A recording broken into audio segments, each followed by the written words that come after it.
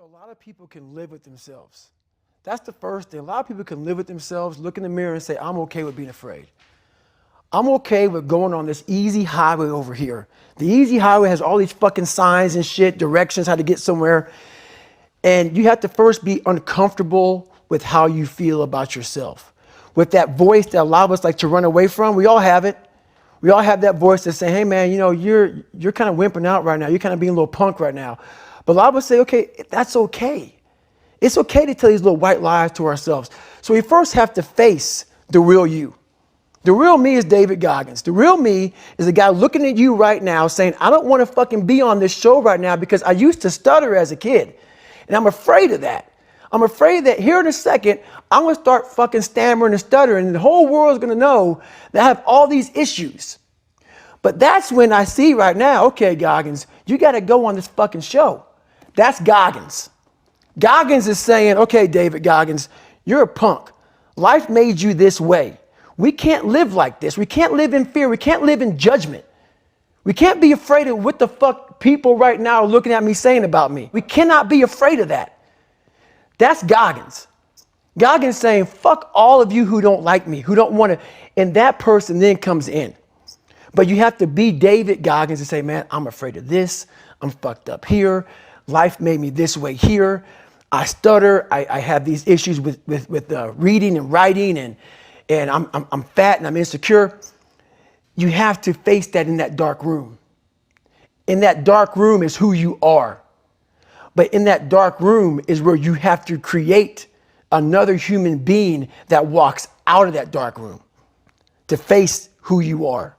That's the only way you're going to get over all those things. You have to create someone else. Not like you have two different personalities. It is you. But you have to find strength. And that visualization of almost me cracking out Goggins, like almost like that Superman cape, like I'm coming out a different person, a person that doesn't give a fuck about anything, who doesn't care about being judged, who knows I'm weak, who knows I'm afraid, who says, whatever you think about me, take it, whatever, I'm here. What is it that gives your life a sense of meaning and purpose? Because once you find that, it puts you in your power place. See, if you know what your life work is, I encourage you to start working on it. If you can't do it all at one time, do just a little bit of it.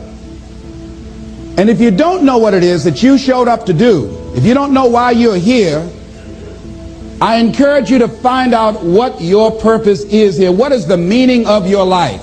What will be different? Have you ever asked yourself that question? I've done that. I remember coming from a friend of mine's funeral and I was reflecting on how much time I had left. And I went for a walk in a park thinking about this guy whose life was so promising. And I mean, he wasn't an old guy. He was quite young, in fact. And I thought about all of the things that he said he was going to do, and he never got a chance to do those things. And I started thinking about my own life and how much time I had left to do the things that I would like to do. And at that time, I wasn't sure what my life purpose was, what my life's work was. I wasn't sure about it at that time. And I thought about it quite a lot. I had some idea, but I wasn't convinced. That I don't think I felt worthy. I didn't believe that it could be me to do this kind of work that I'm doing right now. And I say to you that if you begin to take a conscious effort to find out what it is that you're supposed to do, I say that it can literally save your life. I said that it can literally save your life. 85% of the American public, according to recent studies, are going to jobs that they hate, working on jobs that do not challenge them. They get sick thinking about going. Because, see, when you go to a job and you already know how far you can go, you can already see that proverbial glass ceiling. See, when you're going someplace and you already know how much you're going to make, you already know how far you can go, you're in a dead-end position. It erodes your self-esteem. It lowers your sense of yourself. It creates an inner turmoil. It creates an emptiness in you. So I say that your life is worth finding what it is that you're supposed to do. And I'm not saying quit your job. I'm saying find it and do just a little bit of it. Just start working at it just a little bit, but do find out what your work is and hold on to it, and don't let your dream go. Don't let it go. See, and here's something else I want you to begin to look at. Why is it that most people don't pursue their dreams or don't do better than what they're doing if they're capable of doing it? I think that many of us don't go the next step because we don't know what to do yet. And I say that the reason that we don't even explore the possibility of what to do is because subconsciously we don't believe that it can happen for us, and we don't believe that we deserve it. So here's what I'm suggesting. How much time do you spend working on you? How much time do you spend every day working on your dream? In the last 90 days, how many books have you read? In the last year, what new skill or knowledge have you acquired? What kind of investment have you made in you? So I'm saying that as you begin to look at where you want to go, if you want to make it today, and things are changing so fast you have to literally run to stand still, I'm saying that you've got to make some conscious effort to begin to work to develop you. Here's something else. Most people are not living their dreams because of fear, ladies and gentlemen. Fear, limited vision, and lack of self-esteem is what keep most people doing things they don't want to do. The same reason that people stay in relationships where they're abused or they're unhappy or it's unfulfilling, they can't see themselves beyond that relationship. They can't see themselves enjoying life without that person. They think that this is all that they can do. The same reason that people get stuck at a certain level in life, they can't see things being better for them. And they think that this is it and this is all they deserve. This is all they've ever seen. It's been passed on to them. And they think that this is it for them. Oh no. I was looking what Dr. Blanton, Smiley Blanton, who is a colleague of Dr. Norman Vincent Peale, what he said about fear. He said, fear is the most subtle and destructive of all human diseases. Ladies and gentlemen, fear kills dreams. Fear kills hope. Fear put people in the hospital. Fear can age you. Fear, ladies and gentlemen, can hold you back from doing something that you know within yourself that you're capable of doing, but it will paralyze you. And it seemed like you're in a hypnotic spell. And I ask you a question, what is the benefit? What's the benefit of allowing fear to hold you back? What's the benefit of giving up on yourself? Of not stepping out on life and taking life on? What is the benefit for you? What's the plus in that? It's one of the things I had to ask myself. So I didn't want to make any mistakes. I wanted everybody to like me. I wanted to be perfect the first time I did something. It's not going to happen. You're going to make some mistakes. You're going to hurt some folks' feelings. You're going to create some enemies whenever you decide that you want to begin to take life on. You've got to ask yourself, how long am I going to allow this to hold me back? I like what Zig Ziglar says. He said, fear is false evidence appearing real. That is an illusion that we create in our mind. It is a state of mind that can be changed. So let's look at how we can begin to take some steps to restructure that fear, to begin to expand our visions of ourselves, to begin to increase our self-esteem. Webster said that self-esteem means confidence and satisfaction in oneself. Look at your life right now. Whatever you've done up to this point in time, your life is working. Whatever you have produced, it came out of you as a result of the kind of person that you have become. It's a result of your choices. It's a result of your consciousness. Now you have to ask yourself, are you satisfied with what you have produced? Is this what you want? Would you like for things to be better than this? Do you believe that you deserve better than this? Or are you content? This is it. You don't have to do anything else. That you already resign yourself in life and say, well, I'm happy. I'm not starving like the people in Calcutta. Are you allowing yourself to get off the hook like that? Or do you believe somewhere in the back of your mind or in your heart that there's some other great work for you to do? There's something else that life has for you, and that's why you're here. How do we handle this fear factor? How do we increase our self-esteem? You have to begin to fortify yourself. How do we do that? I believe that you have to begin to consciously monitor your inner conversation and start talking to yourself. Start building yourself up. Sometimes the only good things you will hear about you are the things that you say to you. So I'm saying learn to be your own booster. Start building yourself up. Start encouraging yourself. Start saying, I can do this. I can make this happen. When I started thinking about becoming a speaker, I said, yes, I can do this. I can make this happen. When I start trying to convince myself I can be a businessman after flopping and failing and losing thousands of dollars and feeling stupid and dumb and having people take advantage of me because of what I didn't know, I had to talk to myself because people were saying to me that I was dumb. And somewhere in the back of my mind, I was saying, you're right. Look at what I've done. I had to say, no, Les. Hey, come on, man. Get yourself together. You can handle this. You just haven't figured it out yet. It's all right. This is your training period. This is the tuition you have to pay for what you don't know. You can do this. Other people have done it. It doesn't take an Einstein. Get you some people that can teach you some stuff that you don't know. Get you some people that have done it successfully and learn from them. Take some seminars, workshops, read some books on how to manage a business. Change the way you see yourself and begin to tend to the personal details. Understand that nobody's going to take care of your business better than you. And when I start changing that kind of mindset of beating myself up because of my mistakes and start looking at the possibility of my doing better, of my making the adjustment that would enable me to do what I want to do successfully, things begin to change. And I'm saying stop beating up on yourself. You do it. I know you do it. I've done it. It's a natural inclination for us to put ourselves down.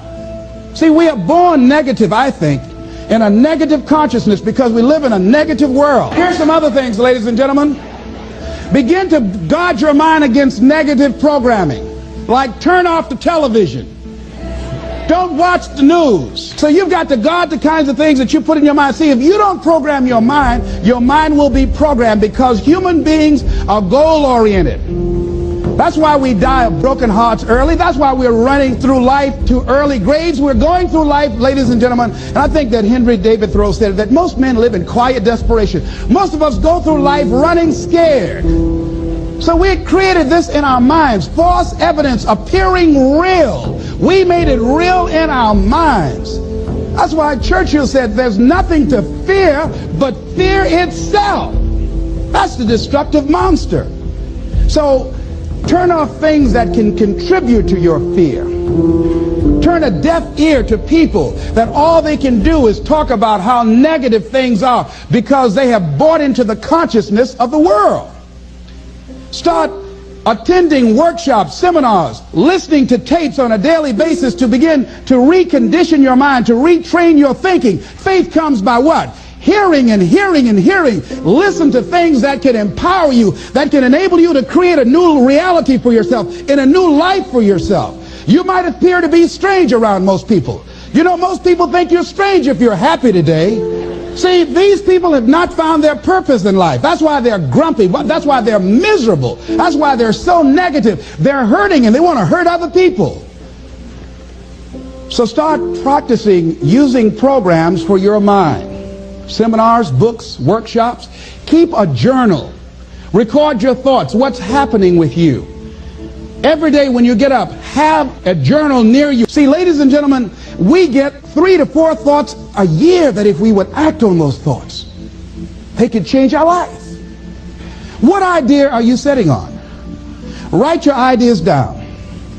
And then, once you get that idea, take the leap.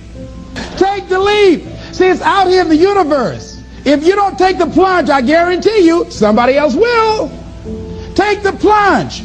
Go into action. And ladies and gentlemen, you will be surprised at how things will come together. You'll be surprised. Now, you're going to have some difficult challenges. I can tell you that now. Be aware of that. Things are not going to work out exactly right. For a time they will, sometimes. And that's when life is just playing a game with you. I want you to feel good and relax. But ladies and gentlemen, go into action with your dream. And don't avoid where the fights are. Get in the midst of the fight. Get knocked down so you can learn how to fight, so you can hold your position. See, most people don't get out in the arena of life because they don't want to fight. Most people don't get out there because they don't want to get knocked down. They don't want to be dropped to their knees. But see, you're going to be dropped whether you're on the field or whether or not you're sitting on the sidelines. You're going to be dropped. So at least get dropped for something. See, that's how most people are spectators in life. You don't want to be a spectator. You want to get out in the field where the action is. And you will be amazed. After the struggle, there will be a calm period and things will begin to click for you.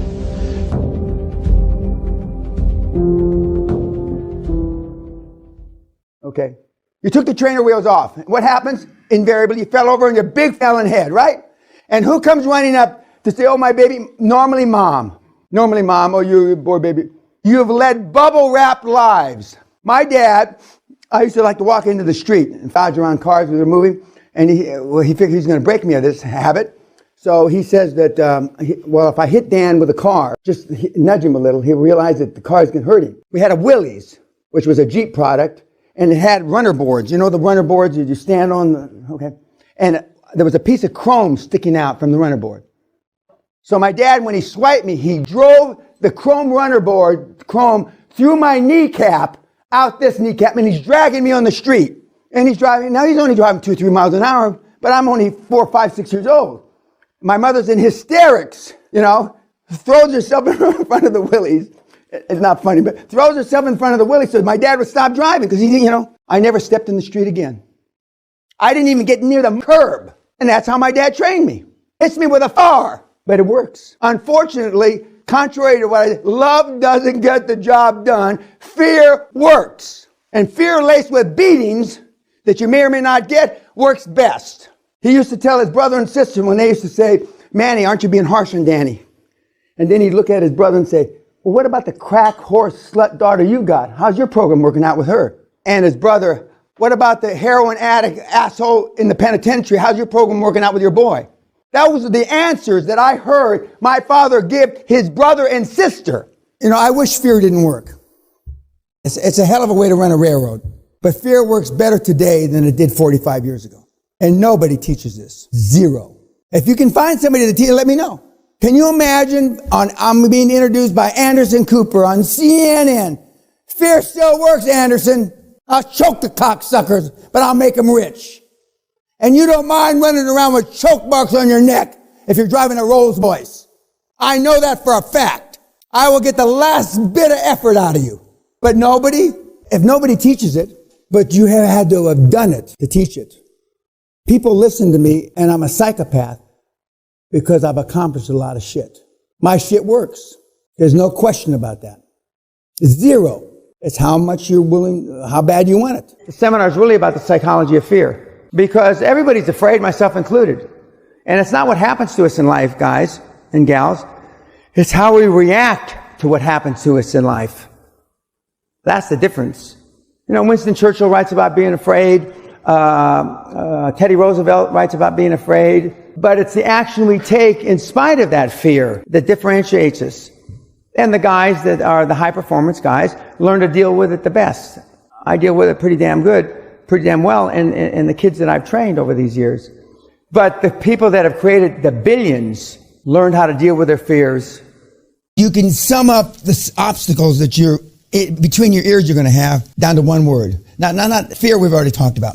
One word, rejection. Because that's what the fear manifests itself in, is the rejection. If nobody rejected you in the QLA process, and it was just, 2 + 2, it'd be a slam dunk, right? We know that. So it's really down to rejection. Rejection transcends the fear of failure. Because when you fail, normally only you know that you fail. And that's why I don't, but most people set low standards so they can get over the bar. When we talk about goals, for the first, I'm stealing my thunder from day after tomorrow. We set goals that we can't achieve in our lifetime. There are no limits. There's no amount of zeros at the end, and it's as fast as humanly possible. Most of the things that you've learned about goal setting is time frame. It's not by accident that I got super wealthy on my 39th birthday. In the back of my mind, I always said I had to do it before I was... What all you guys are describing so far is you're afraid. Or as they say in Scotland, you're afeared. You're afeared. Because unless your parents were Agassi and Steffi Graf, both world champion, gold medalists in the Olympics, it's not likely you were trained to be a high-performance person. Unless your name is Rockefeller or Kennedy or whatever, it's not likely you were trained to be a high-performance person. And so you're afraid. You're afraid of making a mistake. You're afraid of what everybody's going to think. You're afraid of looking stupid. One of the characteristics of high-performance people are they engage in self-deprecation. Well, most people in this audience would rather cut their toe off than have people laugh at them because you have low self-esteem. I mean, the high-performance people that you may not like, Donald Trump, etc., who I know, myself, I mean, you have, as I told Brian Rose, you have no idea how limitless you are when you don't care what other people think or say about you. And to answer your question, it is fear that drives that. It is. And most of your mates that you hang around with are just as afraid because you pick somebody like yourself to hang around with. When you're super rich, you not overspoiled, but spoiled inadvertently. When your kids go to school in limousines and fly around in planes and shit, it changes them. No matter how strict I was. I was strict. Not as strict as my dad, but I was pretty strict. The kids used to want Jimmy, my driver, to drop them off 6 or 8 blocks away from schools that went to, because they were embarrassed. We had the longest limo in Texas. If you Google longest limo in Texas, it was ours. It had 3 bars because I didn't want anybody to have to stretch too much to make a drink. But it's a different world. They had governesses and nannies and all kinds of shit that just regular folk don't have. Now the backward bicycle, we used to have the bike here. Not one person even came remotely close to riding the bike. We had a kid that his dad came back for 3 seminars and he came and he rode the bike the 3rd time. He's about 9 years old. But that's what we're doing. We're rewiring you cognitively. And it's just as hard as riding the backward bicycle. So when some of you, when most of you aren't going to get it, and when you realize that the model is built on repetition, Pavlov's dog. Pavlov was a psychiatrist that if you give him shock treatment, which is cool, you can get people to learn quicker because pain and fear work. It's a shitty way to run a railroad, but pain and fear still work. And that's this system is based on repetition and Pavlov's theory. It's like when a kid, I know they have covers to put over plugs in the wall now so the kids don't put their fingers and their tongue in the plug in the wall, electric plug. But I put my tongue in the plug and I never did it again. I can still remember when I did. I was about 4 years old. The only thing I remember in my 4th year is putting my tongue in a plug. And certain things just work.